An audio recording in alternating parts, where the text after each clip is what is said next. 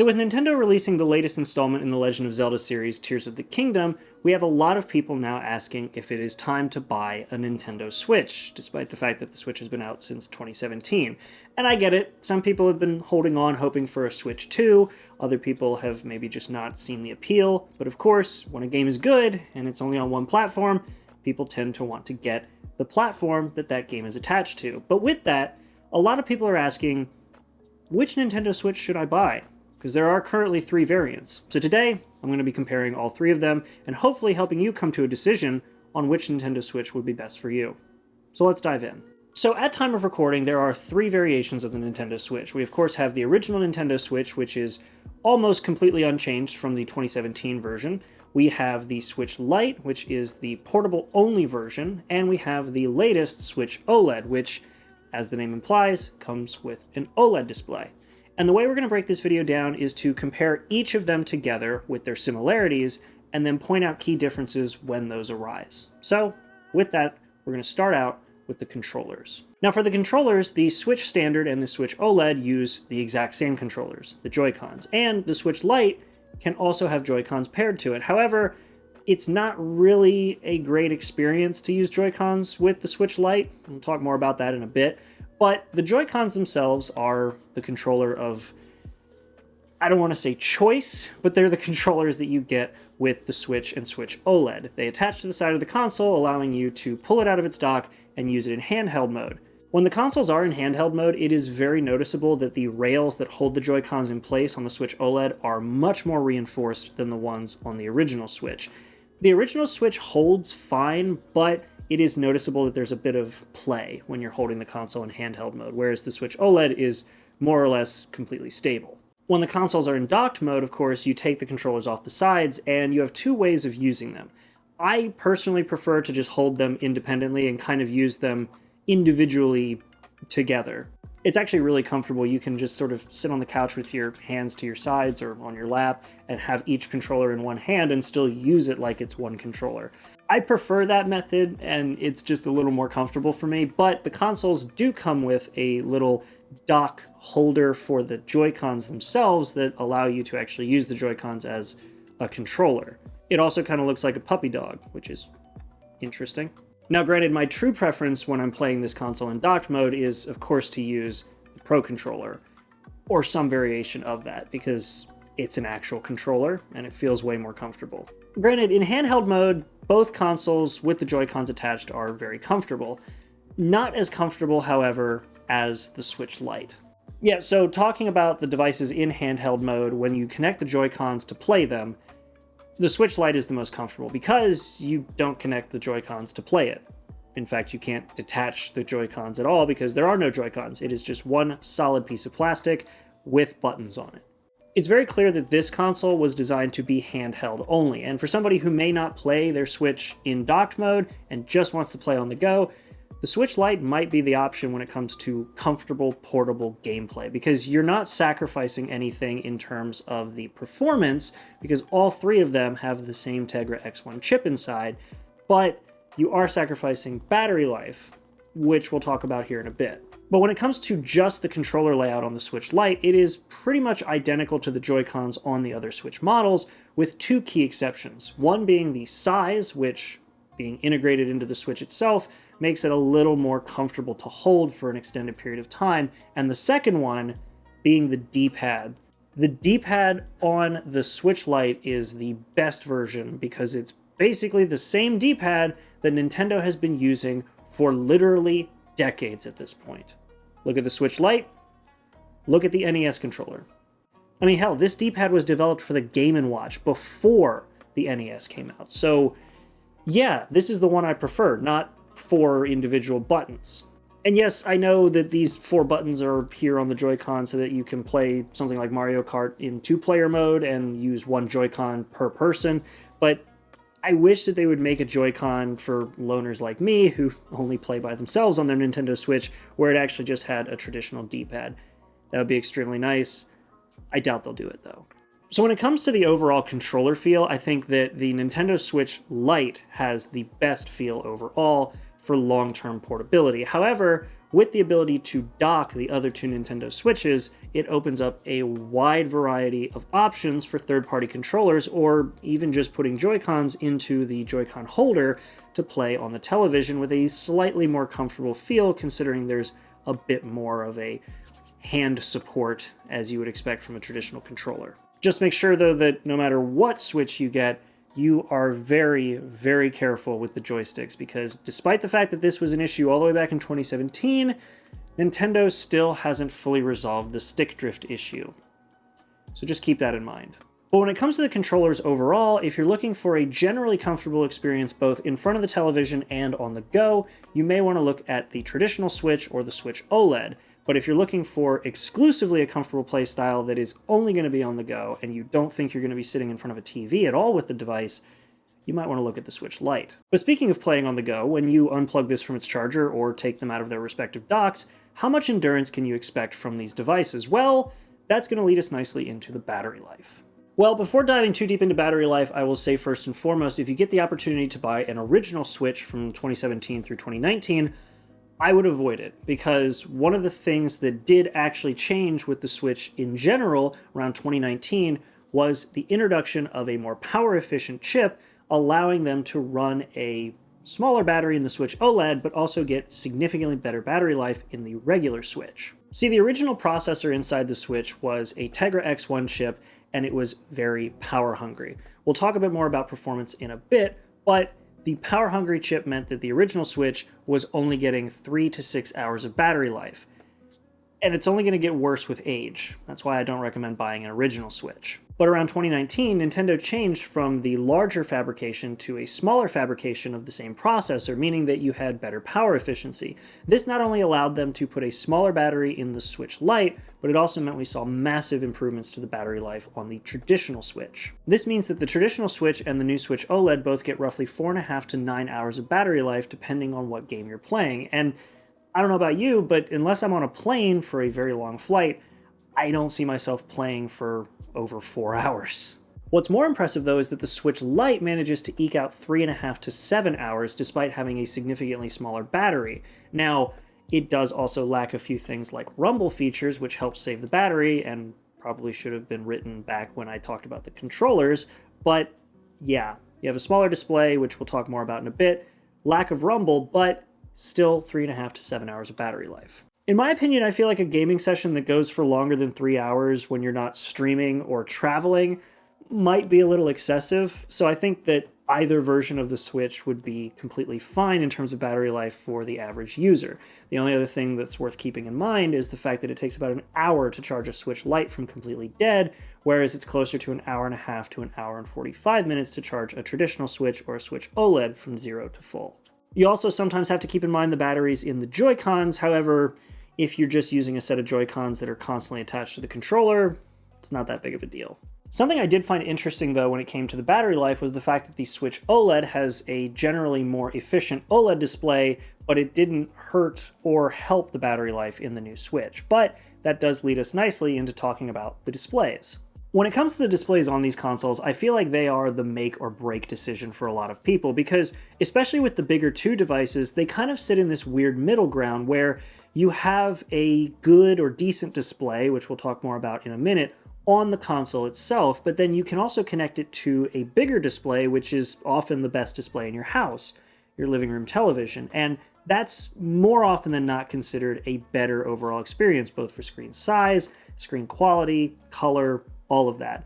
However, that's not always the case with these devices, especially with the Switch OLED, so let's dive in. Starting out with just the size of these screens, we have a 5.5-inch screen on the Switch Lite, we have a 6.2-inch screen on the traditional Switch, and we have a 7-inch screen on the Switch OLED. And in terms of technology for the displays, both the Switch Lite and the traditional Switch are LCD displays, whereas the Switch OLED is, well, it's an OLED. It's in the name. But just because the Switch has a bigger OLED display doesn't mean that it's actually a higher resolution OLED display. In fact, all three of these displays are 720p, which oddly enough kind of works in the Switch Lite's favor to some degree. See, with the Switch Lite having a smaller display, the pixels are also smaller, and this means that from general use in the interface to some games, it tends to look a little sharper. Whereas when you go all the way up to the Switch OLED, that bigger 7-inch display still being 720p means that the pixels are much bigger and a little more noticeable than you would have thought. Now, they're not experience-ruiningly large, but they're still bigger than I would have anticipated. But see, with the Switch Lite and the traditional Switch, they are LCD displays, like I said. So when you have a plastic-fronted LCD 720p panel, and you compare it to a glass-covered 7-inch OLED display, I mean, the display nerd in me loves that comparison because it really does show that the Switch OLED, just putting the OLED on the Switch, really makes a difference in terms of how much quality you feel the console has in it compared to the other two. And like I said at the start of this section, when you are docking your Switch, you're more often than not docking it to the best display in your house, your living room television. However, for some people, the color quality of the OLED display might make it a better quality experience than your own living room television, at least when it comes to the visuals. It's kind of wild. For me personally, I've been playing the most on the Switch OLED just because I am a huge display nerd, and having black pixels actually be off, zero light coming from them, and having the reds of fire and the blues of the Legend of Zelda particle effects really just pop off the display, that's been the game changer for me. That, and the fact that with a glass display, it is much, much easier to overlook or not even notice the glare on the screen, whereas the plastic displays on the Switch Lite and the traditional Switch tend to be fairly glary. They definitely are more visible, and they also scratch much more easily, which isn't helped by the fact that the dock on the traditional Switch is still hard plastic and will pretty much scratch the console screen even if you're very careful. And yeah, speaking of the docks, this will omit the Switch Lite from this section. The docks from the Switch OLED to the Switch Traditional are both plastic. I know, riveting stuff, right? But there are some other key differences. Of course, my Switch OLED dock is going to look a little prettier because I got the Tears of the Kingdom edition. But aside from that, the docks are both very plasticky, very cheap. And something I actually liked from the old Switch dock that they removed on the Switch OLED for some reason is the hinging door for the ports on the back. It's just a plate on the Switch OLED, which is kind of weird. But underneath that plate on both of them is your HDMI and power connection, so you can run it to the television and run it to power. But they changed something very crucial for my use case on the Switch OLED. They got rid of the USB port that was underneath of that panel on the traditional Switch and replaced it with an Ethernet jack, which means that when I dock my Switch, it is wired directly into my network and gets the fastest speeds possible, because the Wi-Fi is kind of not great on these consoles, so there's that. But even though they removed one USB port from one dock to another, you still have two on the side for accessories, which is very nice. These USBs can be used for things like the GameCube controller adapter that I bought, or you can even use it for some Joy-Con charging docks, which I've never really been interested in, but it's kind of cool to see them. But in general, the docks are fine. You're not going to be interacting with them that much, even though they are fairly plasticky.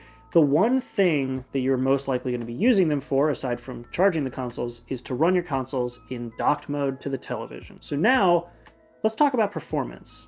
Because the Switch and Switch OLED are going to have two performance modes, whereas the Switch Lite has one. These two performance modes are docked mode and handheld mode, and I'm not going to get into the super nerdy Digital Foundry style tech jargon. Just know that when you're in docked mode, it runs at a higher frequency to output a higher resolution of 1080p to a television, whereas in handheld mode, it will run at a lower performance, lower frequency to save on battery, and also because it doesn't need that kind of power to run a 720p display. Now, of course, the Switch Lite only has handheld mode, but when it comes to the performance of handheld mode on all three consoles, it's exactly the same. So when you play lighter titles, it is completely fine, and when you play heavier titles, even games like Tears of the Kingdom, which was made exclusively for the Switch platform, you'll run into some frame drops and some stuttering. But like I mentioned earlier, in these handheld consoles, especially on the Switch Lite, it's not super noticeable that the resolution is lower. In fact, like I said earlier, that smaller display on the Switch Lite really helps make everything feel sharper with those smaller pixels. But in general, when you're in handheld mode, unless you're really pixel peeping, the games will play just fine. Now, when you move to the Switch and Switch OLED and put them in their docks, that's where you do see some better performance, or at least some better looking graphics, because you are getting 1080p run out to your display. Most times. Again, not getting into technical jargon, but sort of like how modern consoles like the Xbox and PlayStation are 4K capable, but will scale games down for better frame rates, the Switch kind of does the same thing. You're getting close to that 1080p mark, but not quite there. And you can kind of tell that things were made to scale neatly between that 720p and 1080p resolution, because moving up on the display, which I really don't think most people should do, you can see some hard edges and some more jagged looking graphics, but are you really sitting that close to the TV? Just play the damn game. I've said this before to folks who are like super into the numbers of these consoles and the performance figures. Nintendo doesn't care about performance figures or frame rate numbers. They really don't.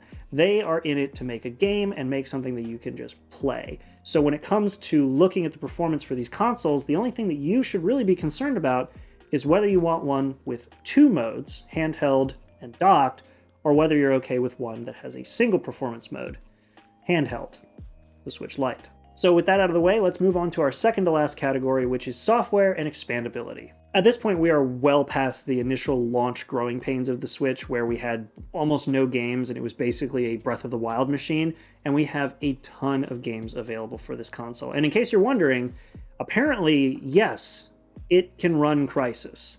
If the me building a computer to run Crysis back when Crysis was new could see what it can run on now, I'd probably be more depressed than I already am.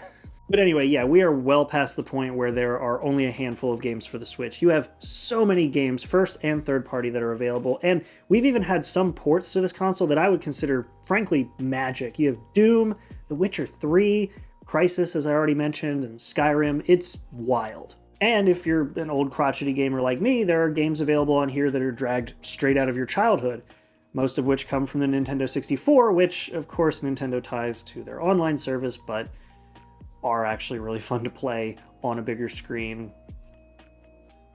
I love it. I hate the way they approach it, but I love the fact that I can play these games from my childhood on the go. But of course, if you're not a big fan of digital downloads, you can always go with the game cards, which are pretty much just cartridges, because everything that's old is new again, and you can just slot those right into the top of the console, and assuming the game isn't too large for the game card and needs to download another section of it, you can, of course, just pop it in and start playing. Now, of course, if you do go all digital, or you buy a bunch of games on cartridges that still need to download the rest of the game because it's too big for the cartridge, you can always expand the storage on these consoles, because each one has a micro SD card slot, and as far as I can tell, you can pretty much put the largest available SD card into the console, which is kind of insane.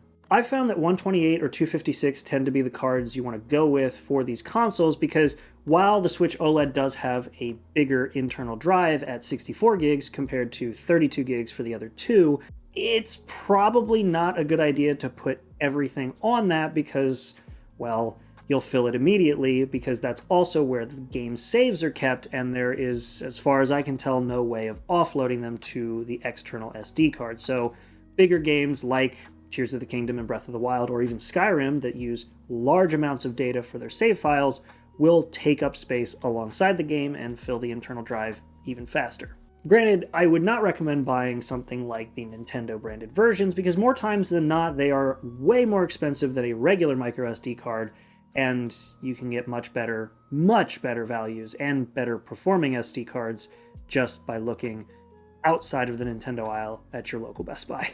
And yes, I did buy a 128 gig Nintendo specific version, but that's just because SD cards apparently in this area are harder to find than hen's teeth, so I spent a bit more than I feel like I should have for a bit less storage than I feel like I should have gotten, but I needed one for this video. Moving on. On to the last section of this video, and what I think is probably the first or the second of the two make or break decisions with these consoles, just behind or in front of the display, depending on what you think is more important, the pricing. So for this part, we're going to actually go from the cheapest console to the most expensive console, and the cheapest console, of course, is the Switch Lite.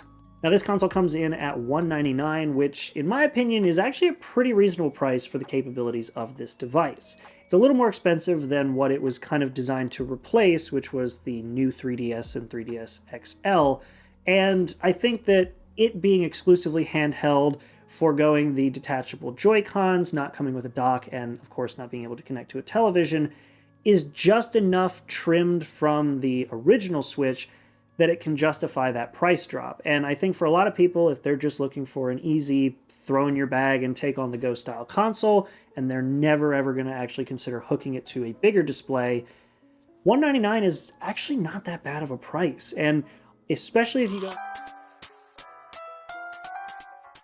I love when my camera freezes up when I'm on a roll. Anyway, I think that for most people, the price of $199 for this console is pretty solid. And of course, if you look at the used market, you can find some pretty decently shaved down models where you're getting a $50, $60, $70 savings because somebody used it before you. Or in my case, you find one that's broken and it's just a Joy-Con thumbstick that's broken. You replace it and you got yourself a Switch for, in my case, 80 bucks. Not bad. Now, moving up from the Switch Lite, the next one in line is, of course, the regular Switch. And this one, for me, is a little harder to justify because, yes, you do get the docking capabilities. It comes with detachable Joy-Cons. You can play it in tabletop, handheld, or TV mode. But it's $299. And it's been that way since 2017, and there have been pretty much no changes since 2017. Like, I could maybe see somebody justifying getting this for its price if there's a special edition version from one of their favorite games. Like, if you really like Splatoon 2, or you really like the Mario game that came out for this platform, sure, I guess you could justify getting it. But what you have to keep in mind is that for $299, you're getting a device that is more or less unchanged from 2017, and then for $50 more, you're getting a better dock, in my opinion, a better display, and generally a newer device. Yeah, $50 more, you get yourself the Switch OLED. I feel like the Switch OLED and the Switch Lite are the two easiest consoles to justify in terms of pricing. You pay 50 extra bucks, you get a glass display, you get an OLED display, you get a fantastic set of features, including the better overall hinge or kickstand, whatever you want to call it, a better dock, all that. But if you really got to save that 50 bucks, then you get your 2017 spec Switch. It's kind of weird. Like I said, across all the models, I can easily justify the Switch Lite. I can easily justify the Switch OLED. But $299 for a device like the regular Switch is just kind of weird. But of course, saying that is just my opinion. This is a video, of course, where you look at those prices and determine which one for you is a better decision. Because pricing-wise, yeah, Switch Lite, $199. Traditional Switch, 2017 spec, $299, and then $359 or $349, sorry, for the Switch OLED. At the end of the day, that part's your decision. Just like how it's your decision to maybe like this video and subscribe if you enjoyed it. Hopefully you did. I really did put a lot of work into this. I bought 3 goddamn Switches, so I really do hope that you enjoyed this video and give it a look. Let me know what y'all think in the comments down below about which console you think is the best value, the better option, whatever. And aside from that, I'll see you all in the next video. Thank you so much for watching this, and have a good one.